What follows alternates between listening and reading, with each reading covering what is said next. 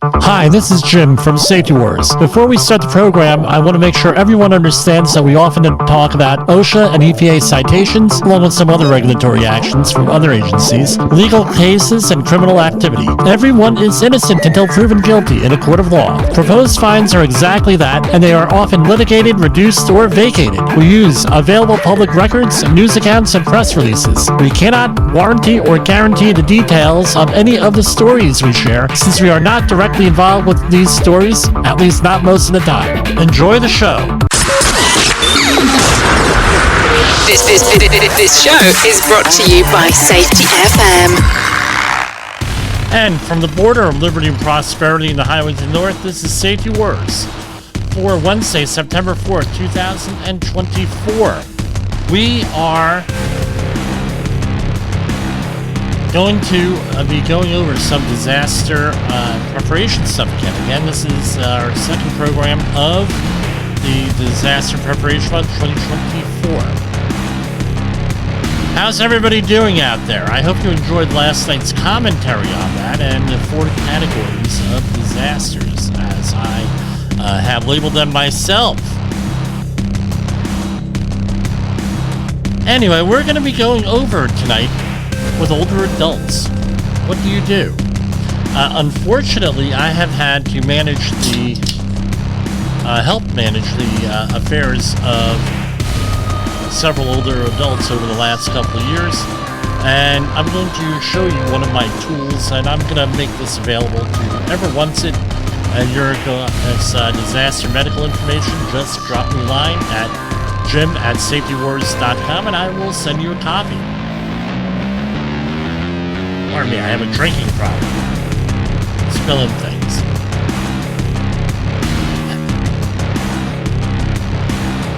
A lot of news tonight. On our next show, we're going to be going into that. Not going to touch it tonight. So we're going to head on over to our... Enough of the music. That's Matrix called. We're going to head on over to the ready.gov website here, and I guess you folks are all seeing this, ready.gov. Okay, let me zoom in a little here. So, why do we go to the government stuff? One, it's not copyrighted, number one. Number two, if someone complains, hey, it's the government saying it, not me so much, even though I do give commentary on this. So Ready.gov has a whole bunch of good resources out here. Here you have, if you're following along on the video, the Disaster Preparedness Guide for Adults. It's intended to support older adults and their caregivers in preparing in 3 easy steps. Assess your needs, create a plan, and engage your network. Right? And they have a nice little FEMA video here. With that, take control, emergency preparedness, and and everything. It's all wonderful and good, and everything else we could say on that. But the big deal is this: planning ahead. Just having a conversation on how you're going to prepare and how you're going to do things is essential, because you're much further ahead than anybody else. So how are you going to communicate? Is it going to be by that darn smartphone, which is probably going to be down during some of these disasters, especially a winter storm, flooding, fire, anything like that? That may be down. Your landline phone may be down if you still have one and you know what that is, and your voice over internet protocol. The other issue is this: don't discount a walkie-talkie, especially if you're in an immediate neighborhood. A UHF radio, walkie-talkie, any of those. How are you going to communicate? How are you going to get information? The older crowd, I think, likes to use SIL, right? Radio, especially if they're an audio file. This is the one, they don't make this anymore. For me, this was the best one going at the time. I got it from my father's house once he passed away. But anyway, radio and TV. You'd be shocked, or maybe you wouldn't be shocked. We had an internet outage here a couple of weeks ago, and we had everybody freaking out because they couldn't watch TV because everything's on an app. And I said, well, I'll just hook up the old-fashioned VHF antenna. Take me about 10 minutes. Oh, what's VHF? We can't do that. Well, first of all, it's very high frequency, and then you have UHF, ultra high frequency. It was like foreign, especially to my kids. I had told them about it, and just never really understood what was going on. So that's the big thing. Plan on how you're going to communicate. Plan for food, water, and essentials for you and your pets or service animals. Research pet-friendly evacuation centers. Plan for your transportation. If you have mobility issues, how are you going to get from one point to another? How are you going to evacuate? You may have to evacuate sooner than everybody else, even before an evacuation order is given, because you have issues. You have mobility issues. Include items that meet your individual needs, such as medicines, medical supplies, batteries, chargers, in your emergency supply kit. And remember, what are you going to be able to do once you're there? If you're going and, let's say, handicapped equipped van that's not your own, you're being transported by someone else, you're not going to be able to bring a lot of stuff with you. So there are essentials that you need. We're going to go over some of that stuff right now. And you have to make a plan for people with disabilities. Now, if we break away from regular regular home, and let's think about work. This is one of those things when I do a safety audit and let's say a high rise. Hey, do you have people who are disabled, who have mobility issues? Are you going to be able to get them out of the place when there's a fire? That sort of thing. Those are the things you need to worry about. How are you going to no? Again, it does not help to be a crotchety person, a person who doesn't get along with people. You want to create some type of a support network of families, friends, and others that can assist you during an emergency. So during Superstorm Sandy here in New Jersey, back in 2012, was it? Yeah, 2012, we had a situation where we were without power for 11 days, where I was living at the time at Chestnut Ridge, New York, right literally on the border of New York and New Jersey. At the end of this driveway, I had a sign. On one side of the sign said, "Welcome to New York." The other one said, "Welcome to New Jersey." And that's how close we were. And was literally the end of the driveway. But I digress, as usual. This is Safety Wars, of course. But we had people in Tom's River that I had known because disaster preparation was a big thing for like a year or so after this in New Jersey. Nobody wanted to hear about it. And everybody became an expert on it. Sort of like how everybody became an expert in virology during COVID. And we had a group of people who were preppers. They absolutely were preppers. This is what they did. They wanted to live off the ground in Toms River, New Jersey. And when Superstorm and their the older people in their house and their family, their whatever you want to call it, community, they're like, "Oh yeah, you should have stuff ready, stuff together." And the younger people, "Oh, come on, that'll never happen. You're so, blah, blah, blah. We could always call out for food." Again, apps weren't there, Uber Eats or anything. We could do this, we could do that. It's not going to be a problem. Superstorm Sandy came in there, destroyed the place. And the people, these people, I mean, they had the gonads that must have been like basketballs. They said everybody came from their family who were ridiculing them to get their stuff. "Hey, do you have this? Do you have that?" They said, "No, you go to the shelter. We've been telling you to prepare like this for 2 years for disaster. Oh, and by the way, people in the family who weren't mocking us for the last 2-3 years, guess what? Come on in. We're happy to share." And they said, and they estranged themselves from the rest of their family. Again, not my approach, but this is the approach of the family. And this is why it's important to have a support network. Get along with people. Try to mend fences. Or forgive. If you can't, as you're able to here, right? Don't forgive the unforgivable, but, even though as a Christian you have to forgive. But you know what I'm saying. Jesus said to forgive, not be a fruitcake. Meaning, that's an old term, meaning don't be a jerk, don't be an idiot, or anything else with this. Create a support network of family and friends that can help each other.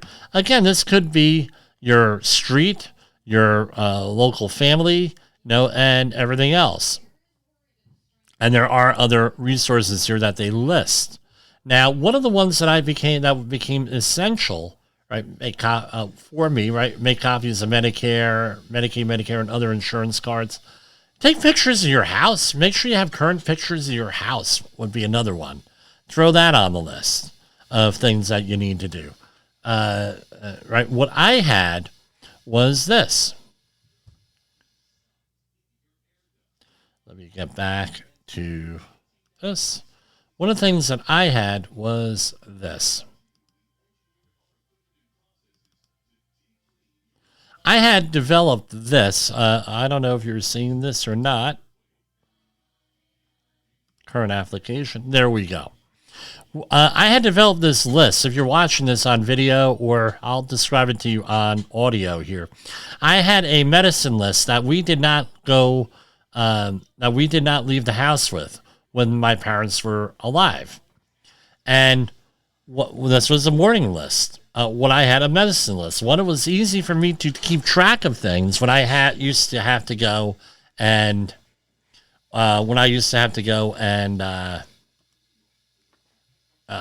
refill those pill tray things. No, I have an example right here. These pill trays. I would do like 2 or 3 weeks for my parents at a clip, and it was easy to get confused. And this is one of the big issues with older adults, especially if they have a little bit of cognitive decline of some sort, is that it's very easy to get the medicines confused and when you need those. So I developed this list, and this list would go wherever they went. So, for example, if they had a medical emergency, ambulance coming over, or we had to drive them to the hospital, this list would go with them. If they went to the doctor, this list would go with them to the doctor. So the doctor could, doctor, can you go and, here's the list. Can you go and check this out? Made things very easy, especially in an emergency where you have people out there. It's an emergency situation. You have people freaking out. You have people yelling. You have people screaming. You have the EMT trying to distract you from that. So they ask you medical questions on whoever the victim is. And I'm not blaming them. I'm not, disparaging that. That's, what they're supposed to do. No, because they don't want to deal with two patients, right? And the patient you called, and then you're freaking out and you have a problem there. So they it's a strategy to calm you down. It's also a strategy to get information from you, because they need information to give you, to be able to properly treat your loved one, your employee, what have you, with that. So I developed this thing, and we have, right, why does this keep coming up? Hold on.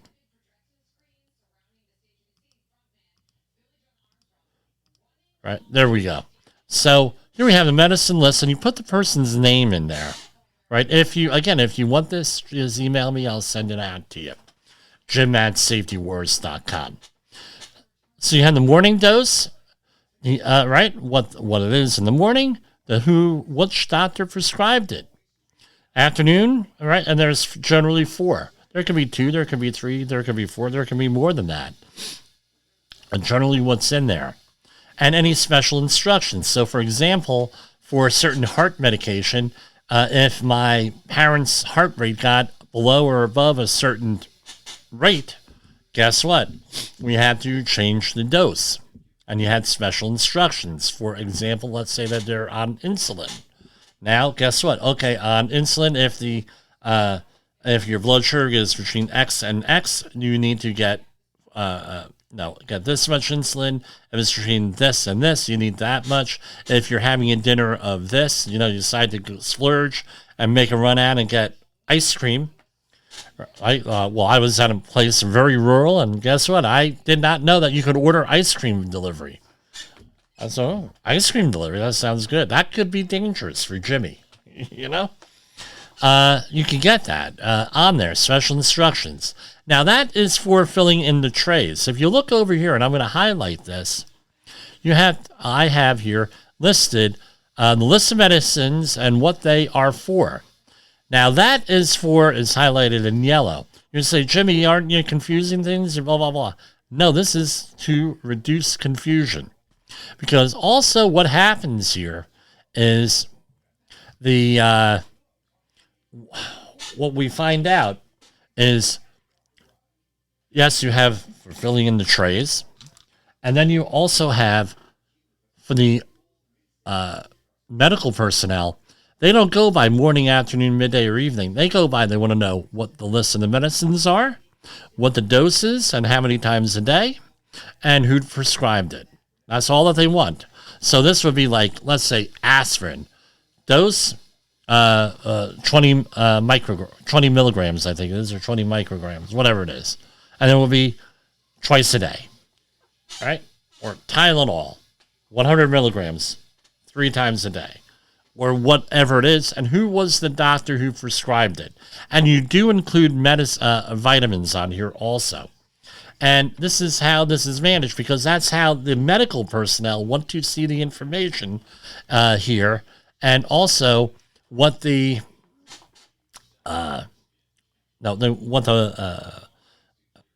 it gets inputted into the database, into their program is like this: list of medicines, what they're for, dose, how many times a day, and who prescribed it.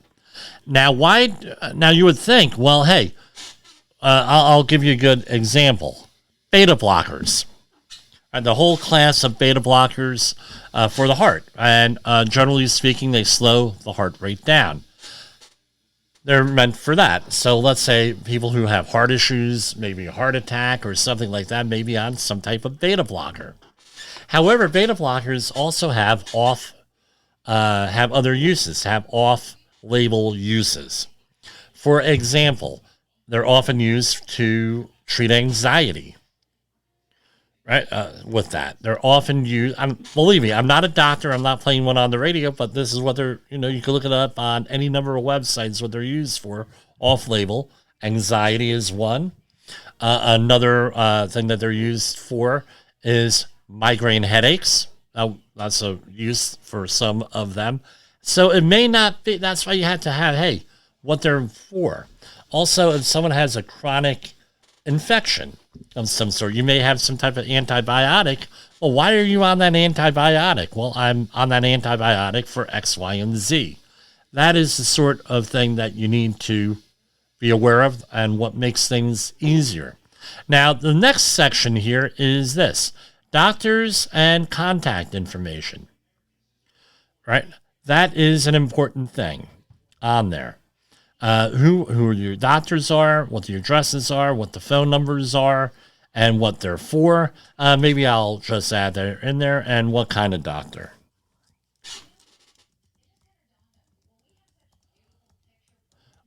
Are they general practitioner? Are they kidney doctor? Liver doctor? Oncologist? What is that? And the phone and the address.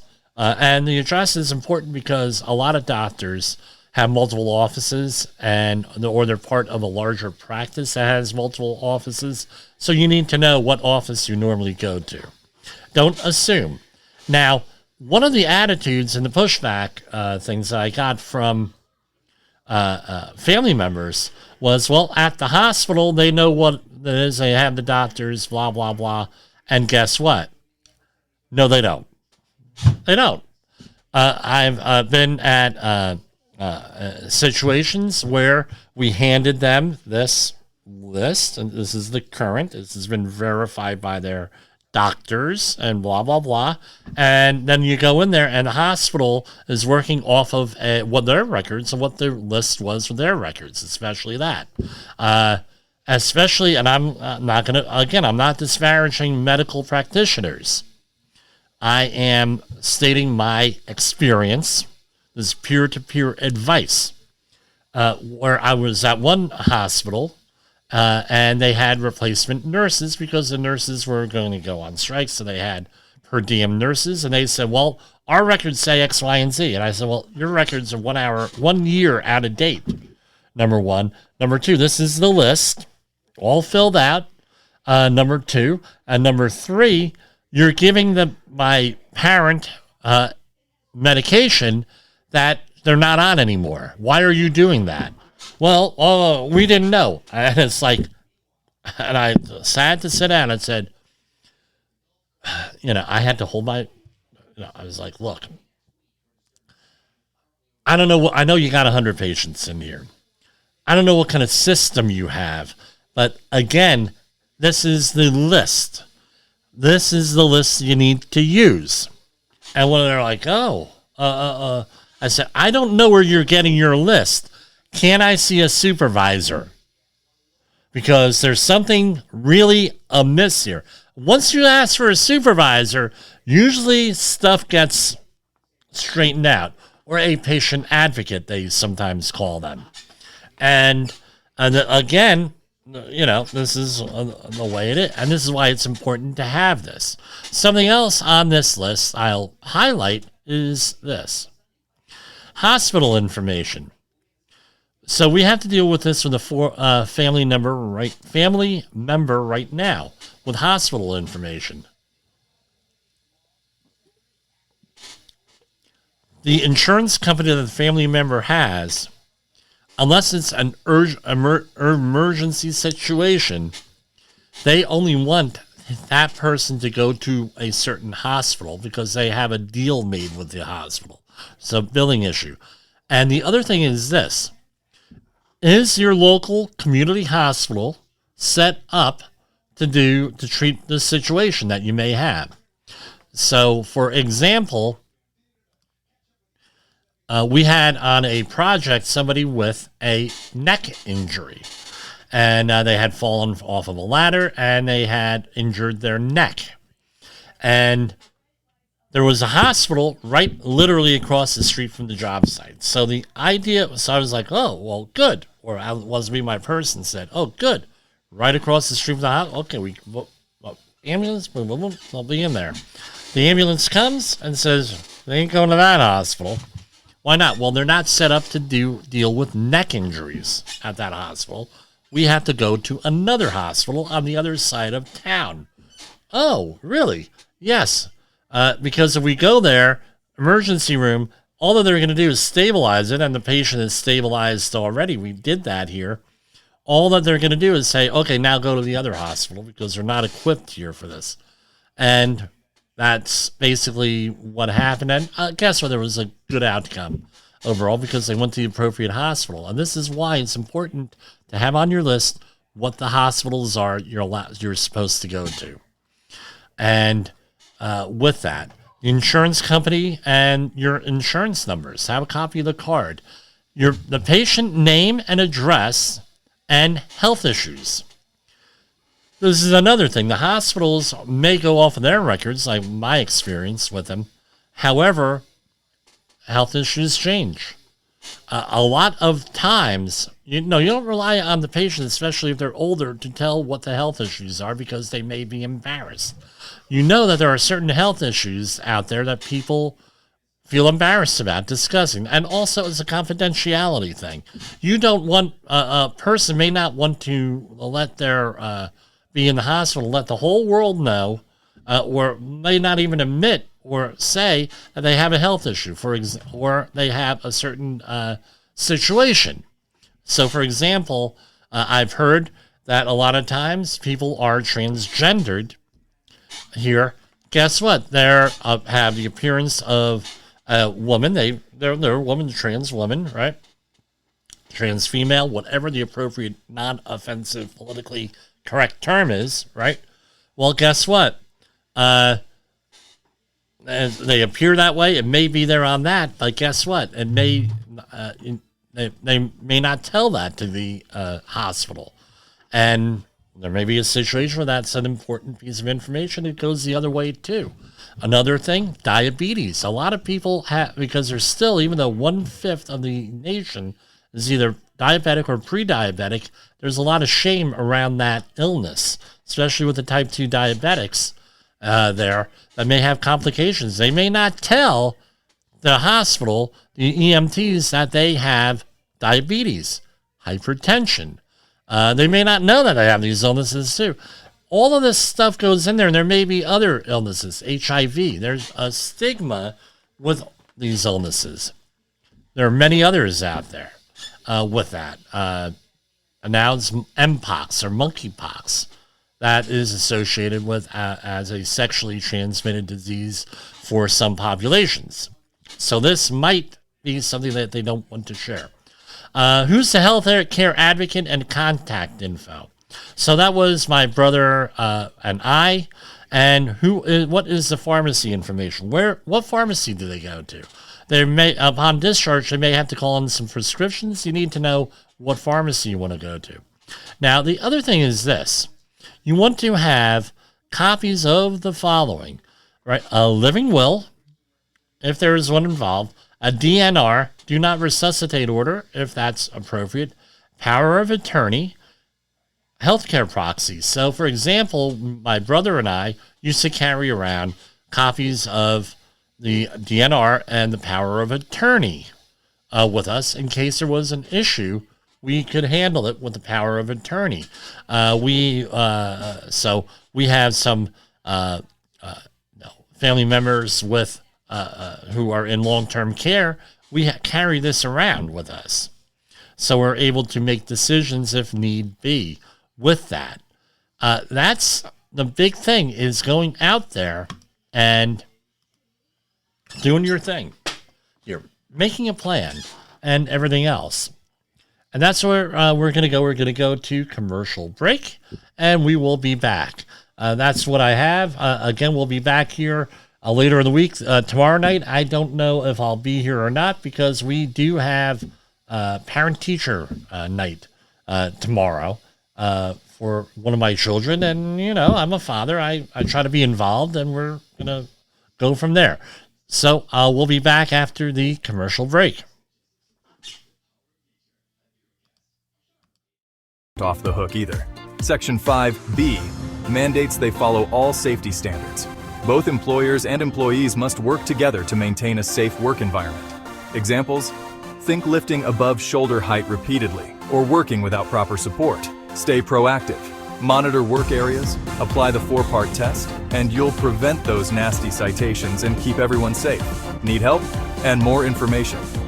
Contact Jim Posel and the Safety Wars team to help you prevent workplace incidents, conduct safety audits and training. Contact the Safety Wars team at jim@safetywars.com or 8452-695772. Visit us on the web at www.safetywars.com. Let's build a safer workplace together.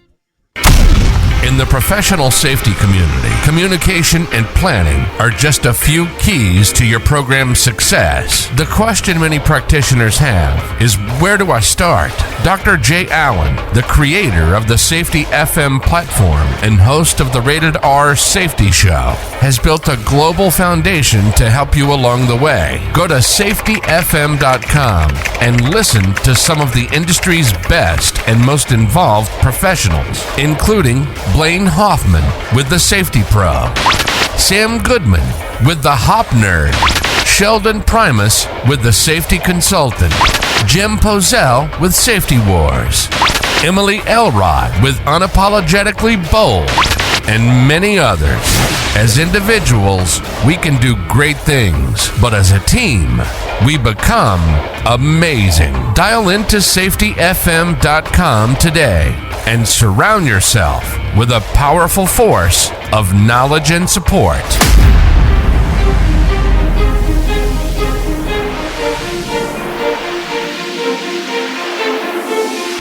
We're going to go into some stories here, and since we're coming in on some of this stuff in the middle of the program on some of these platforms. We're going to play the intro again. Hi, this is Jim from Safety Wars. Before we start the program, I want to make sure everyone understands that we often talk about OSHA and EPA citations, along with some other regulatory actions from other agencies, legal cases, and criminal activity. Everyone is innocent until proven guilty in a court of law. Proposed fines are exactly that, and they are often litigated, reduced, or vacated. We use available public records, news accounts, and press releases. We cannot warranty or guarantee the details of any of the stories we share, since we are not directly involved with these stories, at least not most of the time. Enjoy the show. OSHA recordables, catastrophic losses, environmental disasters. You want answers? So do I. This is Jim Posel with Safety Wars. That's my daddy! Alright, so it looks like we got everything sorted out here with the video and everything else. I don't know, I think it's a bandwidth issue here that I can't really do anything about. I have a 5G connection here. So, something going on here with the software. All right. So, as I said, everyone, I replayed the intro because I don't want to get into a problem here with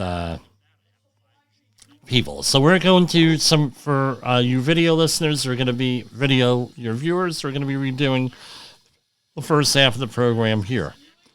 The Department of Labor recovers $141,000 in wages and damages for 28 workers wrongly denied overtime by Dallas area home health care provider. So basically, the U.S. Department of Labor's Wage and Hour Division found a company paid 28 non-exempt employees, meaning that they have to pay them overtime, straight time for work for hours over 40 hours worked in a week, when time and a half was required. So when they hit 40, they paid them straight time rather than time and a half. So they recovered $70,631 in back wages and $70,631 in liquidated damages. Home health care employees are among the most nation's hardest working. Again, hardest working. This is all from Jesus A. Valdez.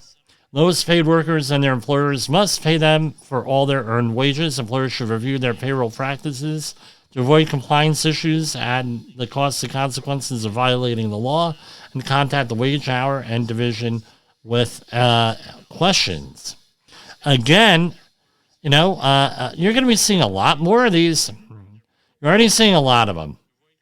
Here we have U.S. Department of Labor obtains judgment requiring a Pennsylvania in-home health care agency to pay $1 million to 193 employees, denied minimum wage and overtime. I suspect that we had illegal immigrants involved here, people being paid off the books. U.S. Department of Labor has obtained summary judgment in federal court in its effort to recover more than $1 million in back wages and liquidated damages for 193 employees of a Pennsylvania home care agency and its owner, which failed to pay the workers required minimum and overtime wages. In response to the department's motion for summary judgment, the U.S. District Court for the Middle District of Pennsylvania entered a judgment requiring a company in Lebanon and its owners to pay $500,000 in back wages plus an equal amount in liquidated damages. So they paid workers less than $7.25 an hour, which is the current federal minimum wage at the time of this all started here. Again, if they're violating this, you're violating OSHA regulations. And it goes on and on and on with home health care type stuff and in healthcare systems here. Going on, here we have another one.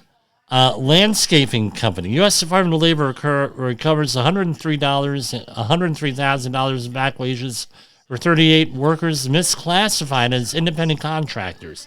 Now, you're going to say, well, Jim, you're talking about all this wages and blah, blah, blah. It all goes together. If a company is screwing you on your wages, I can guarantee that the company is screwing you on a lot of other things too. They go hand in hand. I don't know how else to describe it. If they're breaking one law, they're breaking the OSHA laws. Right? The U.S. Department of Labor has recovered $103,665 in back wages for 38 workers employed by a South Lake landscaping company and misclassified them as independent contractors, and by doing so denied them overtime pay. This is part of what the issue is here. You're going to be seeing a lot more of this with the heat, if this heat illness standard goes through that we discussed yesterday's show. So, why is that? Companies like landscaping companies are not going to comply with the law. Look at all the stuff that in Region 2 for OSHA, this is a targeted industry. But again, how many violations? You think they're going to go around to every mom and pop landscaping company, and this is a bigger one, 38 workers, and they're going to go after all of them for this stuff? I don't think so. They don't have the resources for it. I'm not saying they're an evil organization or they're lazy. They're on overload. They're been underfunded from time immemorial here. And that's how I see it. So the other thing is, why do they misclassify them as independent contractors? What do they have to apply? OSHA. That's my point. Now, how can they get around for it? If all 38 workers started their own company, they were paying 38 different companies. That's how you get around that here. But to pay them as a independent contractor, And again, I'm not an attorney. I'm not a tax person. I'm not a CPA. So check with your own people on doing that. The other thing is that they, because they're paying them like this, they don't have to pay any taxes. They don't have to pay any workers' comp. They don't have to pay liability insurance. They don't have to pay a whole bunch of stuff with that. And I mean, I'm looking at the Department of Labor thing. This is like going on and on and on and on with this. So this came out last week, August 29, 2024. The Department of Labor completed impact inspections at 16 mines with histories of repeated safety and health violations in July 2024. The U.S. Department of Labor announced today, this is last week, that its Mine Safety and Health Administration, MSHA, completed impact inspections at 16 mines in 10 states in July 2024, issuing 239 violations and 1 safeguard. The agency began impact inspections after an April 2010 explosion in West Virginia at the Upper Big Branch mine that killed 25 workers. MSHA's impact inspections since 2023 have identified 4,314 violations, including 1,189 significant and substantial and 82 unwarrantable failure findings. A SNS violation is one that could contribute in a significant and substantial way to the cause and effect of a safety health hazard. Of the 239 violations in July 2024, MSHA evaluated 70 as a SNS as significant and substantial. 11 had unwarrantable failure findings. And they list them all going through here. Now, what were they looking for? Accumulations of combustible materials in a coal mine. Bad issue. I mean, there were towns that had fires underground from coal mines, and they haven't gone out, and it's been decades. And one town almost, I believe it's New Straitsville, Ohio, it's almost a century of that. Don't ask me how I know, right? And it wasn't because of the Moonshine Festival. I was not there for that, unfortunately. New Straitsville, Ohio had a Moonshine Festival. I don't know if they still have it. They used to have it, and they also had pig calling there.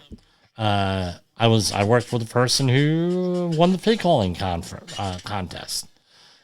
Numerous electrical hazards were identified throughout a mine. For example, inspectors found a hole in the side of a belt conveyors drive system, exposing miners to a potential 480-volt electrocution hazard. Another mine they had an issue with extremely hot and smoking tail pulley bearing on a belt conveyor. To protect miners from an imminent fire and explosion, the hazard miners were immediately removed from the mine.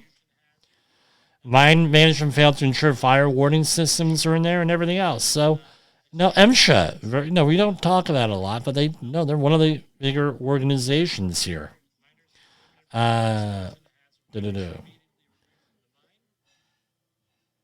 that's what we have there. We already covered that on other programs here. U.S. EPA News.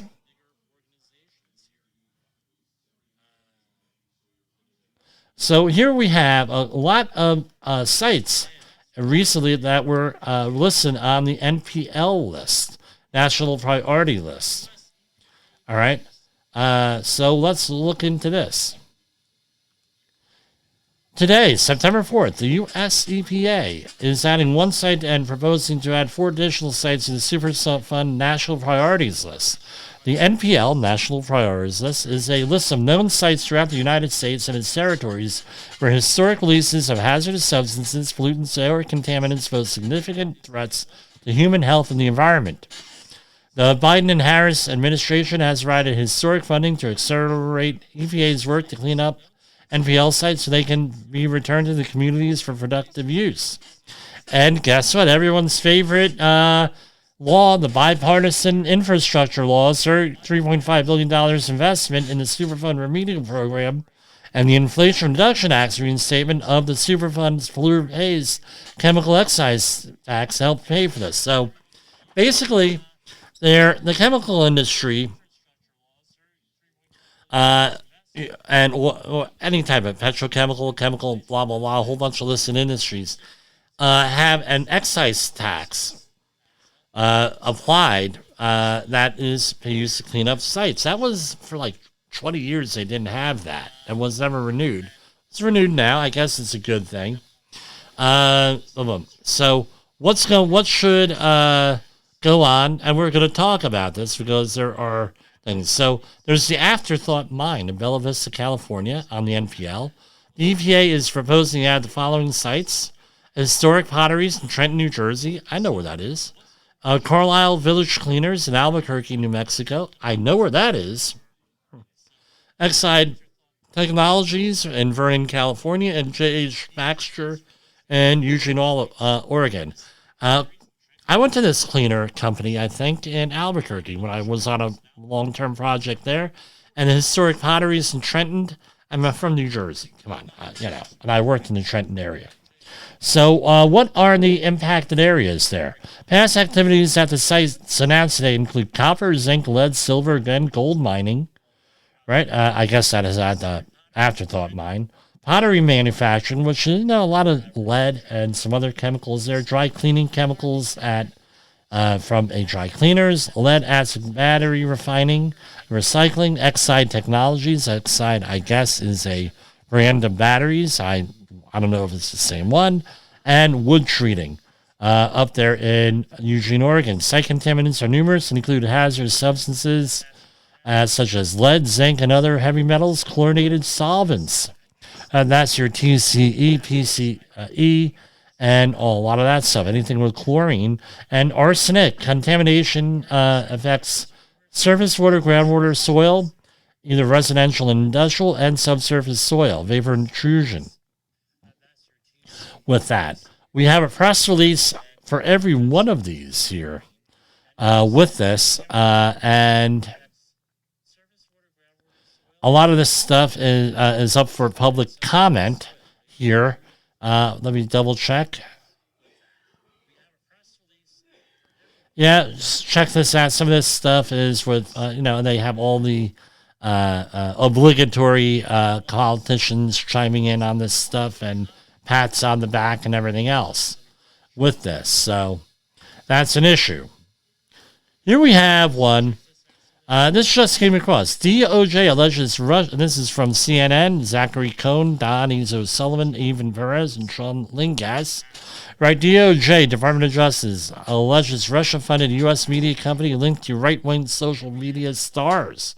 The unnamed Texas-based company that the Justice Department alleges is being funded by Russian operatives working as part of a Kremlin-orchestrated influence operation targeting the 2024 U.S. election is a certain company. I don't know if this is true or not, so I'm not mentioning it, which is linked to right-wing commentators and millions of subscribers on YouTube. Now, who are the right-wing commentators with this? People who I've never heard of. I'll be honest with you. Here with this. Just never heard of them. I mean, they may be popular online, but a lot of people have never heard of me, and then I find out how popular I am with some things. I don't know. So that's what I have for tonight. Let's see if there's anything else going on here with things. There was a school shooting in Georgia today. Two children were killed in a high school, and two administrators allegedly, and their 14-year-old suspect allegedly, as of right now, has been captured. Hopefully we'll get to the bottom of this. And my comment on all of this is always the same with this. I don't think we're going to get gun legislation passed or anything like that, but I do think that we could probably get an update to the Occupational Safety and Health Act, where schools now fall under the jurisdiction of OSHA, because public schools don't do right now. And what they're going to need to do is, well, why would that make a difference? That would make a difference because there would be a automatic federal investigation and fines levied for schools that don't have security. You're going to protect the teachers. You're going to be, by extension, protecting the students. My opinion, easy fix here. If Congress could get their groove note together. So, my condolences to everybody else here with all. No, I don't want to mention who the victims are here. Again, remember, there are people involved here. I'm not automatically mean to take a political hit here, make a political comment here, and make political hay out of this. However, nobody's giving solutions, and I think that would be a workable, foreseeable solution for everything, is everybody has to obey the same laws here with that. You could agree, you could disagree with this, and our hearts go out to the families. As you know, we had a mass shooting here last December in my town, and we knew the family that was involved with this. It's one hell of a thing to go after, and these are human beings, and our community is still impacted by this thing a year later, and I don't think we're ever really going to get over this, to be honest with you. So I will be back tomorrow night for Safety Wars. This is Jim Posel. We'll see you tomorrow. The views and opinions expressed on this podcast are those of the host and its guest and do not necessarily reflect the official policy or position of the company. Examples of analysis discussed within this podcast are only examples. They should not be utilized in the real world as the only solution available, as they are based only on very limited and dated open source information. Assumptions made within this analysis are not reflective of the position of the company. No part of this podcast may be reproduced, stored in a retrieval system, or transmitted in any form or by any means, mechanical, electronic, recording, or otherwise, without prior written permission of the creator of the podcast, Jay Allen.